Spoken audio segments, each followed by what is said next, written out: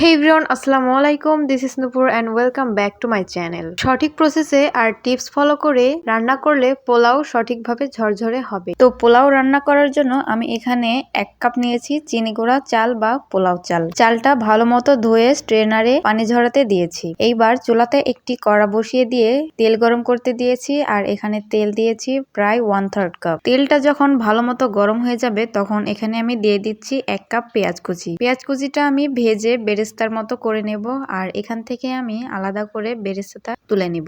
যখন পেঁয়াজের কালারটা পুরোপুরি বেরেস্তার মতো হয়ে যাবে তখন চুলার আঁচটা কিন্তু একদমই কমিয়ে দিতে হবে। এই যে আমি বেরেস্তাটা তুলে নিয়েছি, এইবার চুলার আঁচ একদমই কমিয়ে দিয়ে দিচ্ছি 2 টুকরো তেজপাতা। আমি তেজপাতাটা মাঝখান থেকে কেটে তারপর টুকরো করে দিয়েছি আর এবার দিয়ে দিচ্ছি 1 টেবিল চামচ আদা রসুন বাটা। এইবার তেলের সাথে কিছুক্ষণ ভেজে নিতে হবে যেন এর কাঁচা ভাবটা চলে যায়। তারপরে একটু ভেজে নিয়ে এইবার দিয়ে দিচ্ছি ধুয়ে পানি ঝরিয়ে রাখা পোলাও চাল। এইবার চালটা দিয়ে দেওয়ার পরে ভালো মতো এবার ভেজে নিতে হবে চালটা। আর নাড়াচাড়ার কাজটা একটু ধৈর্য নিয়ে করতে হবে, অনবরত নাড়তে থাকতে হবে যেন এর নিচে কোনোভাবে লেগে না যায় বা পুড়ে না যায়, তাহলে কিন্তু পোলাওয়ের আলটিমেট স্বাদটা পাওয়া যাবে না। তো চালটা কিছুক্ষণ ভেজে নিয়ে এবার দিয়ে দিচ্ছি 1 টেবিল চামচ মতো লবণ আর 4-5টা মতো আস্ত কাঁচামরিচ। ফ্লেভারের জন্য কাঁচামরিচটা দিয়েছি। এবার চালটা আবারও কিছুক্ষণ ভেজে নিচ্ছি, প্রায় 5-7 মিনিট মতো আমি চালটা ভেজে নিয়েছি। চালটা যখন খুব ভালো মতো ভাজা হয়ে যাবে তখন আমি এতে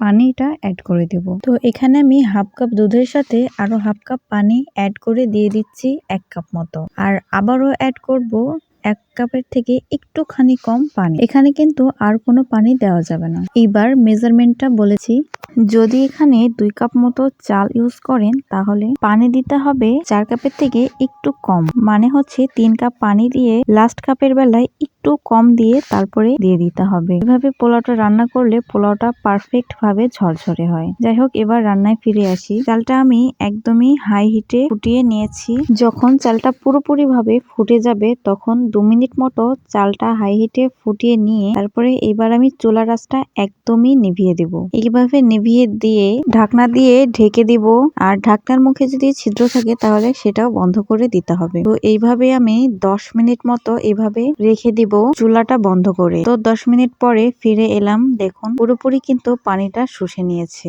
এইবার 2 চামচ মতো ঘি দিয়ে তারপরে চুলার আঁচটা জ্বালিয়ে দিচ্ছি আর এইবার নাড়াচাড়া করছি, ভাতটা উপর নিচ করে দিচ্ছি। আর এইবার চুলার আঁচটা একদমই লোতে রেখে দমে দিয়ে দিচ্ছি কিছুক্ষণ, প্রায় 2-3 মিনিট মতো দমে দেওয়ার পরেই তারপরে পোলাওটা পুরোপুরি ভাবে সিদ্ধ হয়ে যাবে। দেখুন ভাতটা কতটা পারফেক্ট হয়েছে। তো এইবার চুলা থেকে ভাতটা নামিয়ে নিচ্ছি আর উপরে পেঁয়াজ বেরেস্তা ছড়িয়ে দিচ্ছি, আর তারপরে পরিবেশন করলে রেডি হয়ে যাবে এই ঝরঝরে আর পারফেক্ট পোলাও। আমার এই টিপসগুলো ফলো করে যদি পোলাও রান্না করেন আপনি হবেন পোলাও রান্না করার মাস্টার। তো আজকের এই রেসিপি যদি ভালো লেগে থাকে অবশ্যই আমার চ্যানেলটা কিন্তু সাবস্ক্রাইব করতে ভুলবেন না। যারা ভিডিওটি এতক্ষণ দেখেছেন সবাইকে অনেক অনেক ধন্যবাদ জানাচ্ছি, আর সকলকে ধন্যবাদ জানিয়ে আজকে এখানে বিদায় নিচ্ছি। আল্লাহ হাফেজ সবাইকে।